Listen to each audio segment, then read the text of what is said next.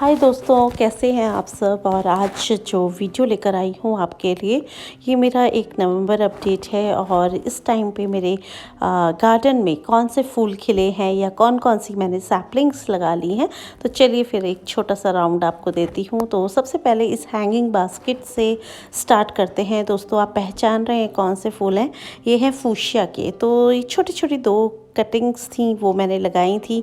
तो देखिए, ये छोटी छोटी कलियां इस पे बन रखी हैं। और इस साइड आपको लेकर आती हूँ, तो ये है कैला लिली। तो कैला लिली दोस्तों बहुत खूबसूरत फूल होता है।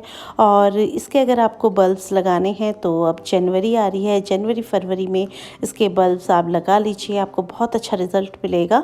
और इस पर एक डिटेल वीडियो आपके लिए लेकर आऊँगी और फिर आपको बताऊँगी कैसे इसको लगाना है, इसका सॉइल मिक्स क्या है और इसमें कौन कौन से हम फर्टिलाइज़र डालकर ज़्यादा से ज़्यादा फूल ले सकते हैं। तो दोस्तों, ये विदेशों में ये फूल होता था, ये हॉलैंड से इसके बल्ब्स आते हैं, लेकिन अब ये इंडिया में भी नर्सरीज़ में काफ़ी मात्रा में मिलने लग गया है। आपने अक्सर इनको नर्सरीज़ में देखा होगा। तो इस पर एक डिटेल वीडियो आपके लिए लाऊंगी। तो आज एक सिर्फ अपडेट है या फिर आप इसको कह सकते हैं गार्डन टूर। तो चलिए फिर मेरे साथ और दिखाती हूँ। ये देखिए, पर्पल कलर के कैला लिली है। तो इसमें मेरे पास 2-3 कलर्स हैं, जैसे ऑरेंज है, येलो है, ये पर्पल है। तो डार्क पर्पल है दोस्तों, जिससे मैरून जैसा कुछ लग रहा है। और यहाँ पर मैंने इसको रखा हुआ है। ये जो आप मेरा स्टैंड देख रहे हैं, ये पूरी तरह से गुलदावरी इसमें लगी हुई है, जिनको कि क्रिसैंथेमम्स या मम्स भी कहा जाता है। तो दोस्तों, ये बॉल वाली है, लार्ज वैरायटी जो है। तो इसमें 2-3 तरह की हैं, जैसे स्पाइडर वाली हो गई और बॉल वाली हो गई। तो इसमें जो आप ये कलियाँ देख रहे हैं, कुछ तो अभी खिल चुकी हैं और कुछ अब खिलने को तैयार हैं। तो जैसा कि मैं आपको हमेशा बताती रहती हूँ दोस्तों, कि आप जब भी सैपलिंग लगाएं तो उसको 15-15, 20-20 दिनों के अंतर पर लगाएं। तो उससे क्या है कि कुछ फूल आपके एकदम रेडी हो जाएंगे, कुछ अभी खिल रहे होंगे और कुछ में अभी कलियाँ ही बन रही होंगी। उसका फ़ायदा ये होता है कि जैसे ये फूल हमारे साथ खिल गया, अभी 15-20 दिन, 1 महीना चलेगा, तब तक दूसरे फूल तैयार हो जाएंगे। तो हमारा गार्डन हमेशा फूलों से भरा हुआ नज़र आएगा। तो आप पीछे की साइड भी देख रहे होंगे, वाइट कलर की, पिंक कलर की कुछ कुछ कलियां अब खुलने लगी हैं। आगे की साइड भी ये वाइट, क्रीम, येलो, ये जो बॉल वाली वैरायटी होती है, ये वही है।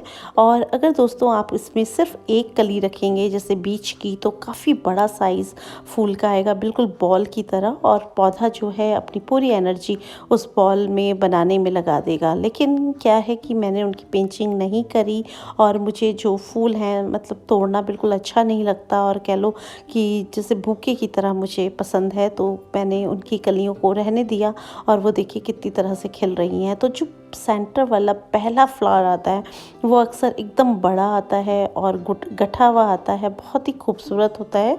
तो बाकी जो उसके आसपास होती हैं वो कलियां थोड़ी छोटी होती हैं और उसमें मतलब जो बीच वाले हैं उसके मुकाबले में थोड़ा जो फूल है वो भी थोड़ा छोटा आता है। तो जब भी आप, अगर आपको बॉल वैरायटी रखनी है या एक ही रखनी है, तो आप ऐसी कली का चुनाव करें जो सबसे ज़्यादा हेल्दी हो, जो मिडिल वाली होती है वो। और उसके आसपास की चारों तरफ की कलियों को आप तोड़ दीजिए, पिंचिंग कर दीजिए, जिससे कि आपकी उसी कली में जो पौधा है अपनी सारी एनर्जी को बनाएगा और लगाएगा। तो उससे वो फूल जो है सबसे बड़ा सेंटर वाला खिल जाएगा। तो दोस्तों, इसी तरह से आपको गुलदावरी को लगाना है। और इसमें जो सॉइल मिक्स है वो भी मैं आपको बता देती हूँ। तो दोस्तों, इसमें 70% के करीब आप मिट्टी ले लीजिए, जिसको कि गार्डन सॉइल कहते हैं। और दूसरी वाली जो 30% है, उसमें आप 20% या तो गोबर की खाद अगर आपको मिल जाए, या फिर आप, अगर आपको गोबर की खाद नहीं मिल रही है, तो आप वर्मी कंपोस्ट भी डाल सकते हैं। तो इन दोनों का अच्छे से मिक्सचर बनाकर दोस्तों, नीम खली थोड़ा सा डालनी है, फंगिसाइड पाउडर डालना है, और साथ में अगर आप चाहें तो इसमें आपको कोकोपीट भी आप ले सकते हैं। इस तरह का सॉइल मिक्स में अगर आप इनको लगाएंगे तो आपकी जो कलियां हैं बहुत सुंदर बनेंगी। दोस्तों, बीच बीच में इसमें थोड़े से दाने डीएपी के देने हैं, और जैसे कि मैं आपको ये साल्विया का स्टैंड दिखा रही हूँ, सबसे नीचे इसमें जो लिलियम्स हैं वो लगे हुए हैं। वो बल्ब्स भी मैंने आप ही के साथ ग्रो करे थे और अब इसमें कलियाँ बनकर फूल खिलने की तैयारी है। तो देख रहे हैं आप कितने सुंदर लगते हैं ये साल्विया के लाल लाल फूल भी। तो ये एक टॉवर की तरह मैंने बनाया हुआ था।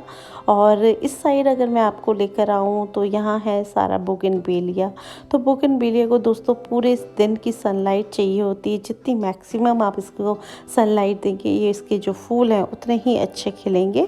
तो इसमें भी दोस्तों न्यूट्रिशन देते रहिए, जैसे कि अगर आप चाहें तो डीएपी के कुछ दाने दे सकते हैं। अगर आप ऑर्गेनिक की तरफ जाएं तो इसमें गोबर की जो सड़ी हुई कंपोस्ट हो रखी खाद होती है वो दे सकते हैं, क्योंकि इसमें जब नाइट्रोजन जाएगा तो बहुत अच्छे जो पत्तियां हैं वो होंगी।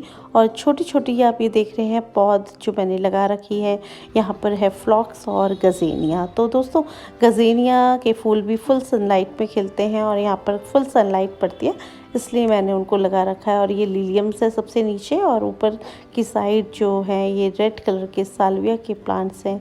तो साल्विया भी सर्दियों का बेहद खूबसूरत फूल है और आप इसको शेड में भी रख सकते हैं, धूप में भी। तो ये दोनों ही जगह पे बहुत सुंदर चलता है। तो दोस्तों आगे आपको लेकर आती हूँ और क्या कुछ मेरे बरामदे में लगा हुआ है। तो ये बुद्धा जी के पास आप देख रहे होंगे कि कुछ गमले क्रिसैंथेमम्स के हैं और ये भी अब शुरुआत इनकी हो गई है खिलने की। तो बहुत सुंदर लगते हैं। मतलब गुलदावरी जो है जो विंटर गार्डन होती है उसकी बिल्कुल कह लो कि इसकी रानी है ये, और बहुत ही खूबसूरत फूल देती है। ये हैं कुछ गमले गज़ेनिया के। तो दोस्तों गज़ेनिया पे जैसे ही सुबह की धूप पड़ती है ये फूल खिल जाते हैं, बहुत सुंदर फूल चलते हैं। और इधर आप सब बोगनवेलिया देख रहे हैं दोस्तों, तो ये सब अब ब्लूमिंग पर है और बहुत सुंदर लगता है।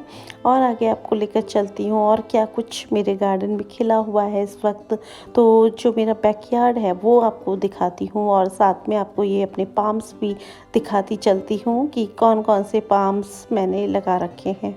तो यहाँ पे जीना है, जीने के नीचे सारा एग्लोनीमा है दोस्तों, क्योंकि इसको बहुत ज़्यादा सनलाइट की ज़रूरत नहीं पड़ती। और यहाँ पर है एक झोपड़ी वाला स्टैंड, और फिर यहीं से आगे चलते हैं जेरेनियम्स। तो जितने भी जेरेनियम्स आप मेरे देख रहे हैं ये ज़्यादातर आईवी हैं और कुछ वैसे हैं। तो बहुत ये पिछले साल के मेरे जेरेनियम्स के प्लांट्स हैं। और यहाँ पर है प्यारी प्यारी गुलदावरी। तो दोस्तों ये मल्टीफ्लोरा है, जिसको थाईलैंड वाली गुलदावरी भी आमतौर की भाषा में कहा जाता है। तो देखिए फूल कितने भर भर के खिल रहे हैं। मतलब पूरा ही गार्डन जो है, मतलब ये गमला फूलों से भरा हुआ है। और दूर से आपको एक बार ऐसा लुक दिखाती हूँ, फिर आपको पास जाकर दिखाती हूँ कि कौन से गमले हैं। तो देखिए यहाँ पर है ये स्नूपी बैठे हुए हैं। बहुत जैसे ही हम बाहर आते हैं वैसे ये भी आ जाते हैं बाहर। देखिए कितनी मस्ती करते हैं ये। और आपको आगे की साइड दिखाती हूँ, यहाँ पर गुलदावरी है दोस्तों। और गुलदावरी के पीछे ही एक मेरा वाटर पाउंड है, जो कि आजकल जो वाटर लिलीज़ हैं डॉर्मेंसी में है, तो उनको ज़्यादा छेड़छाड़ करना इस वक्त ठीक नहीं है। और इसीलिए मैंने उनको उसमें कुछ भी फ्लावर्स नहीं खिल रखे थे टैंक में मेरे, तो उसके आगे मैंने गुलदावरी के कुछ पौधे लगा दिए। तो दूर से देखने में दोस्तों गार्डन आजकल इस तरह से है। ज़्यादा फूल तो नहीं है, लेकिन अभी हम लोग सैपलिंग लगा रहे हैं। तो छोटी छोटी सैपलिंग्स एक एक गमले में एक एक सैपलिंग लगा रखी है मैंने। और जो दोस्तों मेरा बड़ा गमला है, जैसे कि 10 इंच का है या 12 इंच का है, तो उसमें मैंने 2-2 या 3-3 सैपलिंग्स भी लगा रखी हैं। तो आपको और दिखा देती हूँ, यहाँ पर पीछे जो क्यारी आप देख रहे हैं इसमें गुलदावरी लगी है, गुलदावरी की कटिंग्स हैं। तो अब वो भी थोड़ा थोड़ा सा खुलना उन्होंने शुरू कर दिया है। और इसके आगे की साइड आप ये पिटूनिया के कुछ गमले देख रहे हैं।